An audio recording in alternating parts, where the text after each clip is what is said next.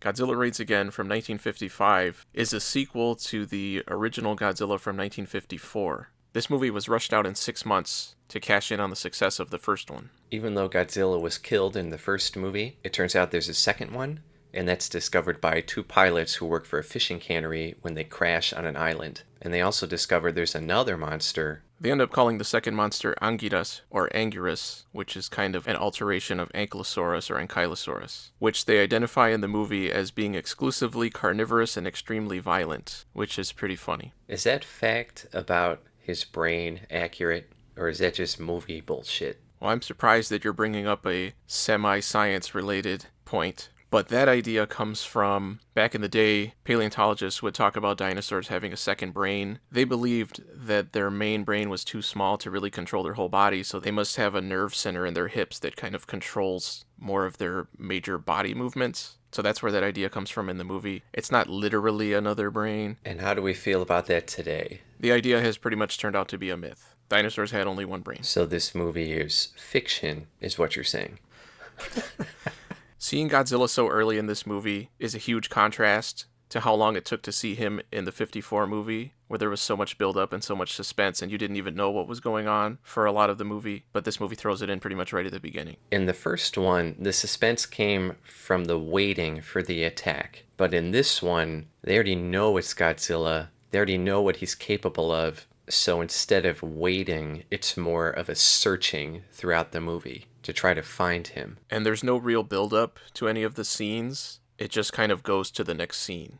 And in between is a lot of stuff with our characters. The characters in this one seemed like more regular people, which could work, but it doesn't in this movie. In the first one, you had all these real characters. Like you had Dr. Serizawa, and you had Dr. Yamane. Even the quote-unquote regular characters had some personality and backstory, and in this one, if you asked me what their names were, I might be able to tell you two of them.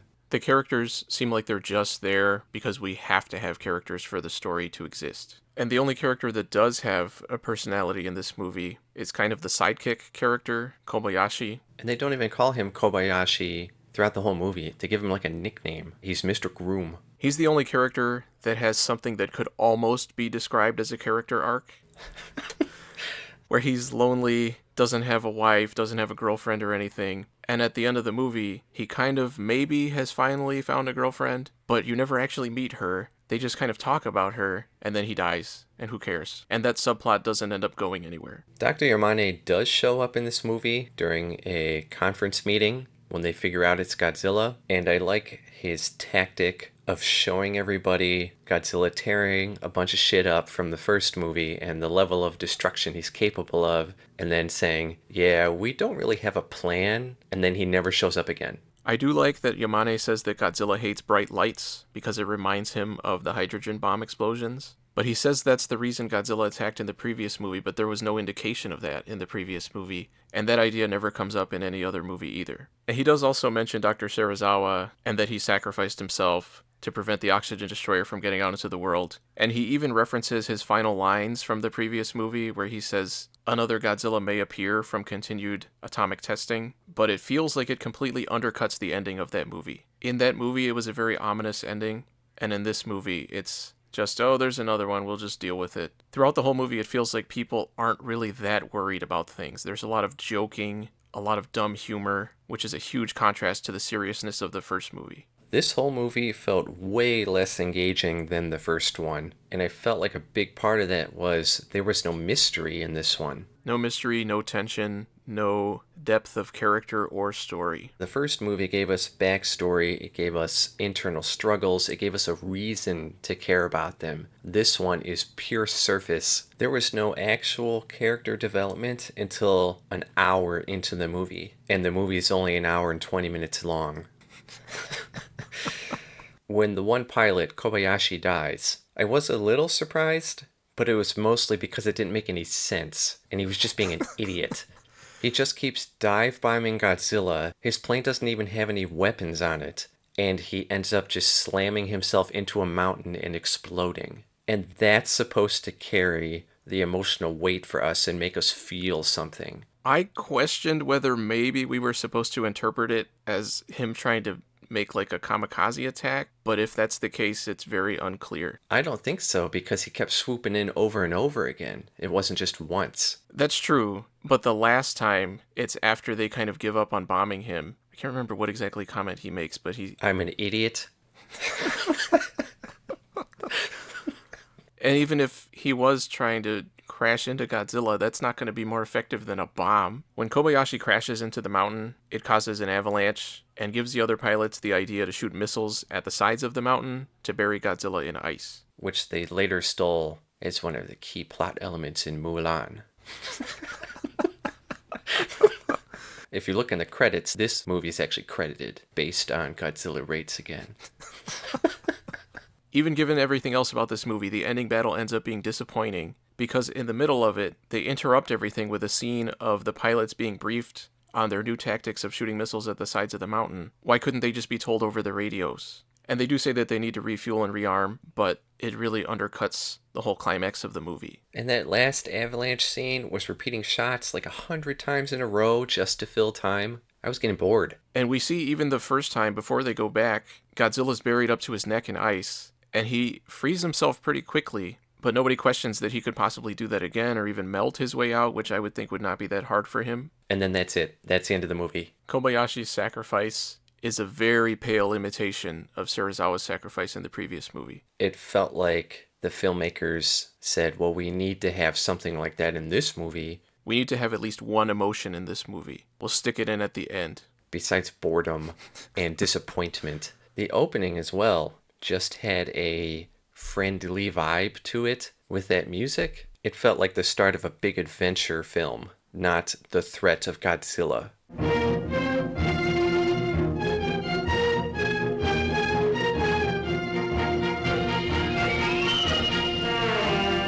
Akira Ifukube does not come back for this movie. We have Masaru Sato, who would go on to do some really cool scores to some later Godzilla movies. But in this movie, it feels like he's trying to be more traditional and almost kind of just background. It felt like there was barely any music at all. When there is music, it mostly plays over scenes of nothing really happening, but sometimes it's exciting music that almost sounds like it's building up to something, but then the scene just transitions over to something else and the music's gone.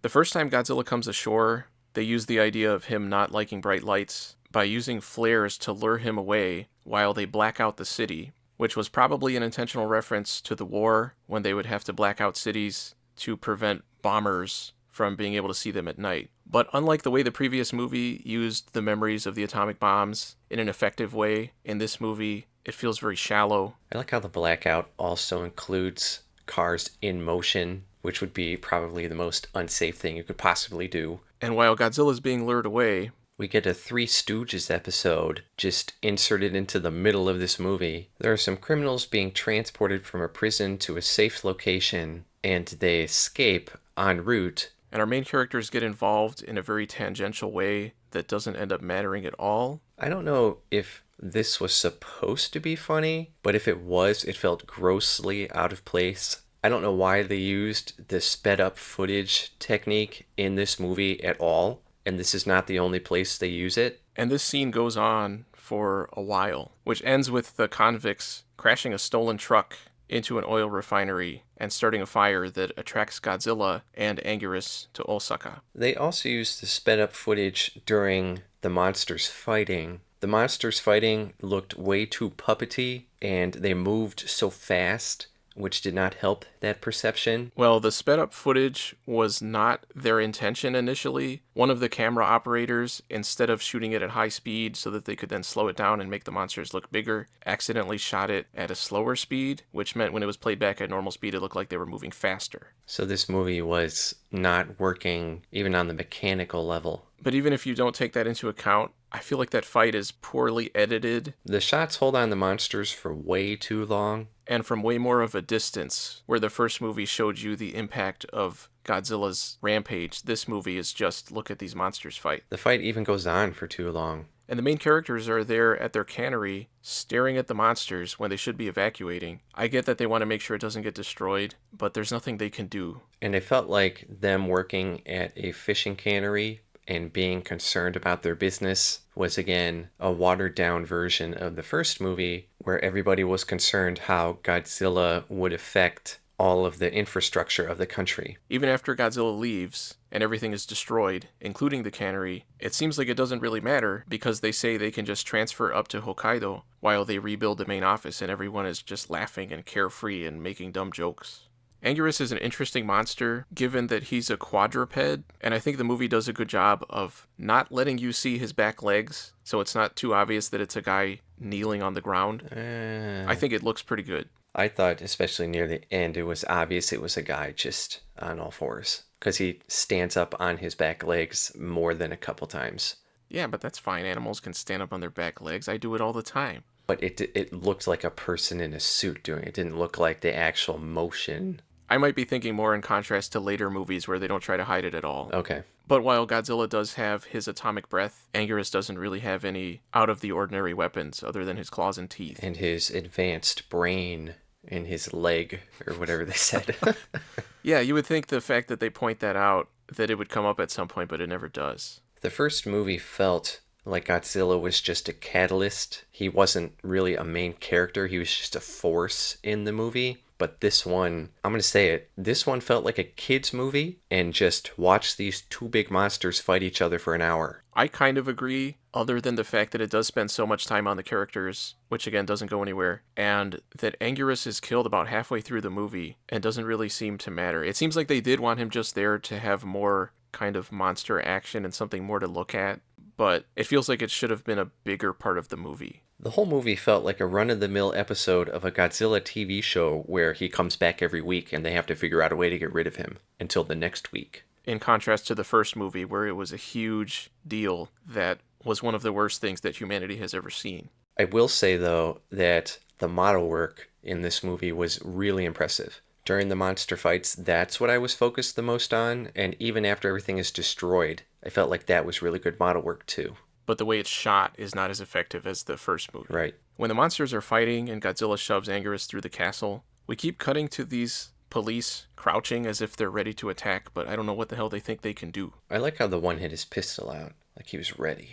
What did you think of Godzilla's face? The suit looks good from the side, but from the front, his face looks kind of fat. And then there's those shots where you cut to the hand puppet, where Godzilla looks like he's half Ferengi. Yes, that's exactly what I thought.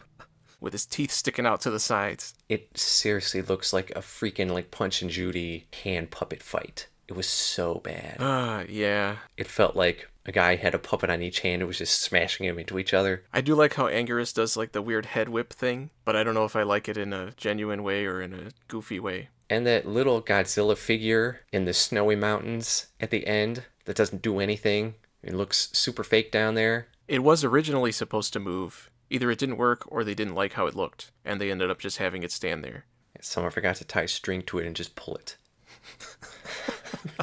I can't express how disappointed I was after how good the first movie was and The Return of Godzilla, because that's the one we watched next. A much better direct sequel to this movie. I could totally see how somebody would watch the first one, watch this one, and say, you know, if I did that, I would do it way better. I would do it much more in the vein of the first one. And then 30 years later, they actually did it in The Return of Godzilla. What a huge letdown this movie was. If you were looking at this movie just on its own and not comparing it to the first movie, do you think you would still think it was as bad? Yes. Okay. Because the writing is just sloppy, the characters have no development. It feels very generic, which the first movie did not. Let's talk a little bit about the American version of this movie, because the American version of the first movie I thought was really good. Even with all the changes, it really worked. And you cannot say that at all about this one. The original distributors didn't intend to just dub this movie and maybe add in a little bit of new footage. What they wanted to do was take what special effects scenes they could and make an entirely new movie out of it that was set in San Francisco, where Godzilla and Anguirus would be dinosaurs, not radioactive monsters, that were rampaging through the city, and they were going to call it the Volcano Monsters. Wait, so none of the footage of the Japanese actors? Right.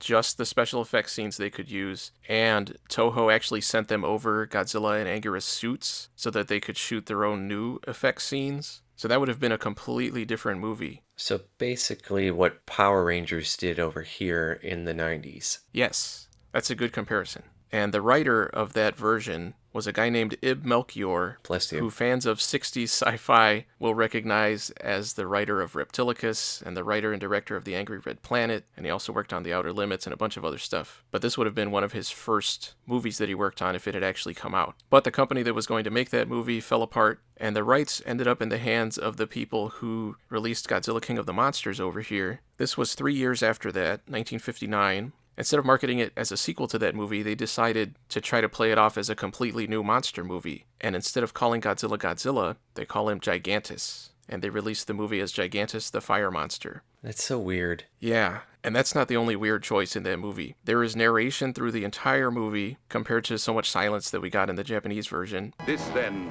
is the story of the price of progress to a little nation of people. There's a prologue added to the beginning of the movie that displays a sense of almost contemptuousness toward Japan. Though their methods might be called old-fashioned, though the town is not what one might call prosperous. The main character is dubbed by Key Luke, who is not Japanese, he's Chinese, so it sounds really weird hearing a Chinese guy narrating this whole movie, and he even narrates things that we can already see happening on the screen. I tipped my wings in a familiar greeting so as to let Kobayashi know that I recognized his plane. Kobayashi waved back at me, happy to have found me so readily. They misspell the director's name in the opening titles. And I'm not making that up, it's QDQ. A lot of the dub dialogue doesn't make sense. I'll go get the tools. Right. A new book came out, and we learned so much. And it is called Ankylosaurus, Killer of the Living. Ankylosaurus? True. Trying to please a woman is like swimming the ocean. The ocean? What ocean? You're so brave, Skyoka. Absolutely, darling. Ah, banana oil. Did Stephen King write this movie? That was actually a saying from the 20s, so even in the 50s, people were like, why the hell is he saying that? That's so weird and out of place. In addition to Godzilla being part Ferengi, we get another Star Trek tie-in, where George Takei does some of the dubbing. Area 3 and 4. Area 3 and 4. Start your alert 8 o'clock. All guards begin moving prisoners to a safe place. Yeah, he's Godzilla, right? When he sees the planes coming at him, and he's like, oh my.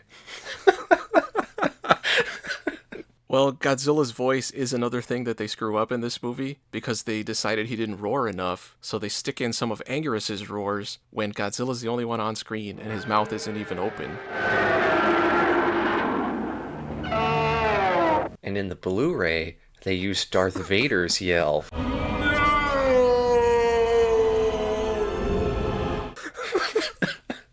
They still reference the oxygen destroyer, even though they don't want people to think this movie's connected to that movie, and they still show the shots of the destruction from the first movie. The Three Stooges-ness of the prisoners escaping is amplified in the American version. Oh no. Follow me. Come on, let's go. Right. Come on, you guys. So, long story short, if you're going to watch it, watch the Japanese one. I would say watch the American version because it's more entertaining because of how bad it is. The Japanese version is Boring. not great. That's a good point. I would just say don't watch either one. Call it a day. Go watch the first one again. Yeah, that's the best option. I would say if you want to watch a sequel to the first one, go watch The Return of Godzilla. Agreed. We will be doing more Godzilla movies, so if you want to see more reviews, be sure to subscribe. Yeah, some of us don't have a choice.